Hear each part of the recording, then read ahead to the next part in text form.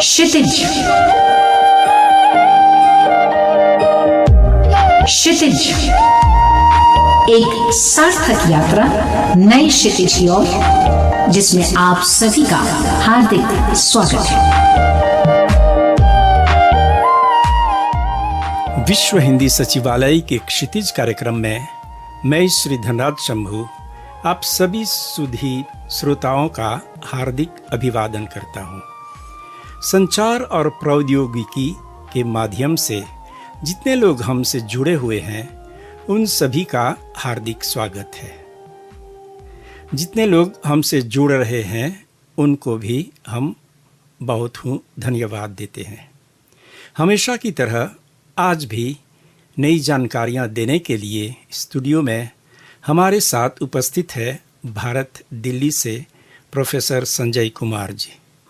इनके बारे में थोड़ा सा परिचय देना मैं उचित समझता हूँ।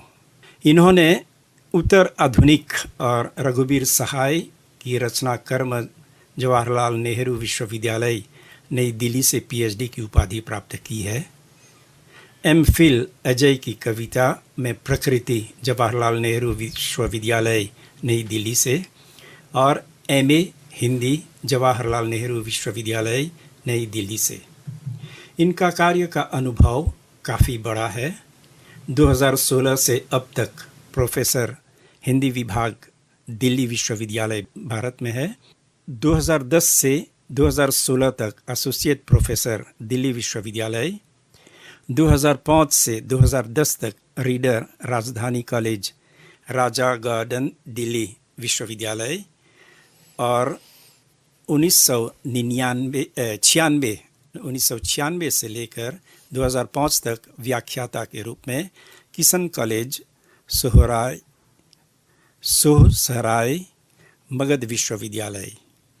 इनकी गतिविधियों और प्रतिभागिता काफ़ी क्षेत्रों में है, जैसे आधुनिक हिंदी साहित्य और पाश्चात्य काव्य शास्त्र का निरीक्षण, ई शिक्षण सामग्री का सृजन, एमफिल पीएचडी शोध कार्यों का निर्देशन, शैक्षणिक और प्रशासनिक समितियों में सदस्यता एवं प्रतिभागिता, सम्मेलनों में आलेख प्रस्तुति आदि। इनकी कई पुस्तकें प्रकाशित है, जिनमें से अजय प्रकृति काव्य प्रकृति वाणी प्रकाशन नई दिल्ली से और इस तरह अन्य पुस्तकें भी है। तो हम अपने मध्य में प्रोफेसर जी को पाकर बहुत ही प्रसन्न है। नमस्कार। स्टूडियो में आपका हार्दिक स्वागत है। एमबीसी के माध्यम से आपने हिंदी प्रेमियों से परिचित कराने के लिए हम आपका अनुभव जानना चाहते हैं। प्रोफेसर जी नमस्कार। नमस्कार धनराज शंभू जी। प्रोफेसर संजय जी, सर्वप्रथम हम यह जानना चाहेंगे कि जब आपने सुना कि आप मॉरिशस आ रहे हैं तो आपको कैसा महसूस हुआ? निश्चित रूप से मुझे बहुत अच्छा लगा, क्योंकि मॉरिशस के बारे में तो मैं जान ही रहा था पहले से कि एक खूबसूरत देश है वो, और विशेष रूप से हिंदी भाषा और साहित्य के कारण भारत और मॉरिशस एक विशेष स्नेह के सूत्र में बंधा हुआ है। तो इसलिए जाहिर है जब यहाँ से निमंत्रण मिला तो मुझे खुशी हुई कि वहाँ जाकर हिंदी प्रेमियों से मिलना होगा और उस देश को देखना होगा जहाँ के लोग हिंदी से भी प्यार करते हैं। बिल्कुल, जितनी प्रसन्नता आपको हुई है हमें भी उससे कहीं ज़्यादा, क्योंकि हमने आप जैसे प्रबुद्ध व्यक्ति को अपने मध्य में पाया। प्रोफेसर जी, जैसे आपके जीवन परिचय में हमने देखा कि आप ई शिक्षण से जुड़े हुए हैं और काफ़ी विद्यालयों में आपने शिक्षण का कार्य किया है, तो हम जानना चाहेंगे कि ई शिक्षण की उपयोगिता आज के युग में कितनी है? निश्चित रूप से यह क्षेत्र महत्वपूर्ण है, क्योंकि ये इंटरनेट का ज़माना है और जो नई पीढ़ी है उसके सीखने का ढंग भी बदला है। बिल्कुल, ज्ञान अर्जित करने का तरीका बदला है। तो निश्चित रूप से हिंदी को भी इस मामले में पीछे नहीं रहना चाहिए।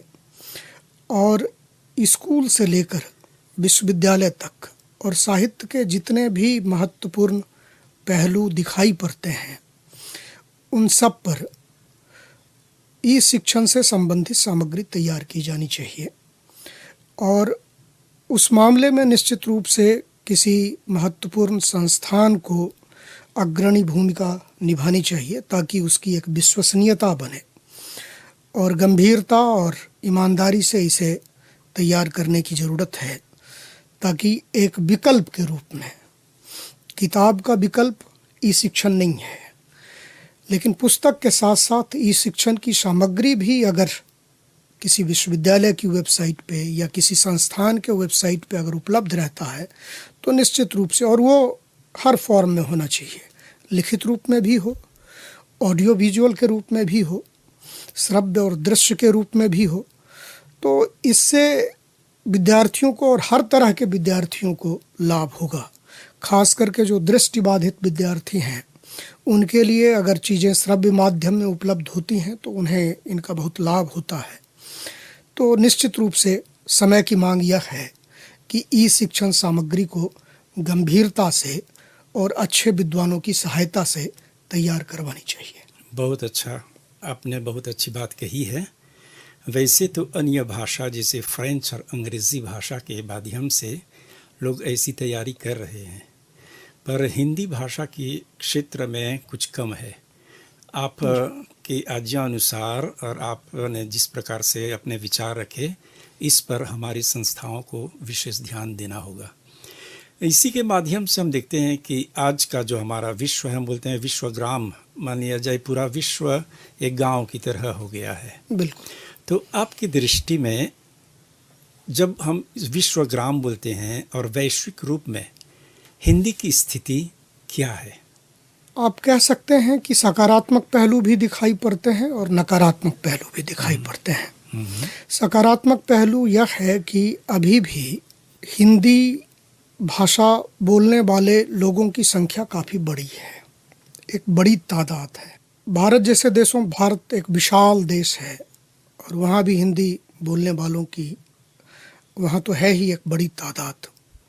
और ये जो टीवी चैनल्स आए हैं और सोशल मीडिया, इन सब का भी एक सकारात्मक पहलू दिखाई पड़ता है कि हिंदी के विस्तार में इनकी भी एक भूमिका और योगदान दिखाई पड़ता है कि जो टीवी न्यूज़ चैनल हों या फिर जो मनोरंजन से संबंधित चैनल हैं, उन्हें हिंदी भाषा भाषियों को देखकर ही अपने प्रोग्राम तैयार करने पड़ते हैं।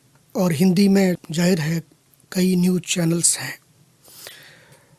लेकिन जो नकारात्मक पहलू है या अभी तक जो दुखद है वह यह कि हिंदी साहित्य की भाषा तो है, फिल्म और टेलीविज़न की भाषा तो है, टेलीविज़न सीरियल की भाषा तो है, लेकिन ज्ञान की भाषा नहीं है।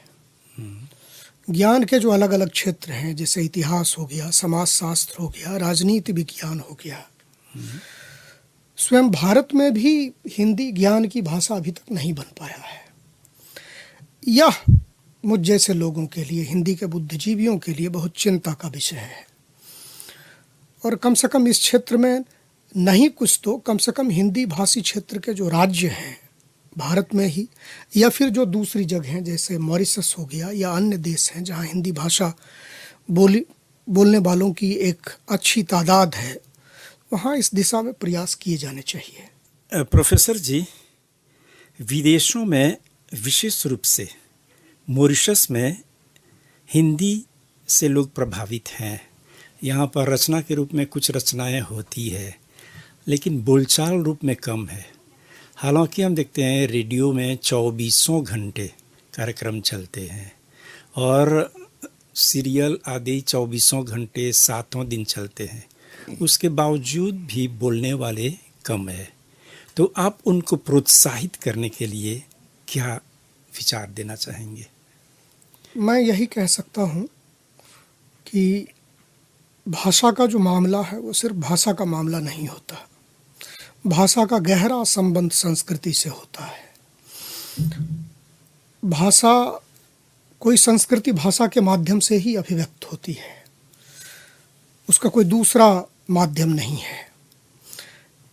इससे यह निष्कर्ष निकलता है कि अगर कोई भाषा खत्म हो जाती है तो संस्कृति के खत्म होने का खतरा पैदा हो जाता है। इसलिए भाषा किसी भी जाति नेशन के अर्थ में कह रहा हूँ, किसी भी राष्ट्र के लिए बहुत गंभीर मसला है, क्योंकि भाषा के माध्यम से ही, जैसा कि मैंने कहा, कि उस जाति की अपनी संस्कृति अभिव्यक्त होगी, और किसी भाषा के लुप्त होने का मतलब है उस भाषा से जुड़ी हुई संस्कृति का गायब हो जाने का खतरा पैदा हो जाना। बहुत अच्छा। समय की सुइयां हमें संकेत दे रही है। प्रोफेसर जी तथा श्रोतागण, आज हमने आपका परिचय प्रोफेसर संजय कुमार जी से करवाया। आशा है कि आपकी हिंदी के प्रति रुझान और बढ़ेगी और आप समर्पित रूप से हिंदी की सेवा करेंगे, साथ में अन्यों को भी प्रेरित करेंगे। प्रोफेसर संजय जी, आपको कोटिशः आभार प्रकट करना चाहेंगे कि आप आज हमारे बीच में स्टूडियो में आए और हिंदी से संबंधित और विशेष रूप से जो प्रौद्योगिकी है उससे संबंधित हिंदी को कैसे विकास कर सकते हैं उस पर प्रकाश डाला। अपने तकनीकी सहयोगी श्री आशीष को धन्यवाद देते हुए, आप श्रोताओं के प्रति आभार प्रकट करते हुए एक और कार्यक्रम तक के लिए हम आपसे आज्ञा चाहेंगे। नमस्कार, अपना ख्याल रखिए। क्षितिज,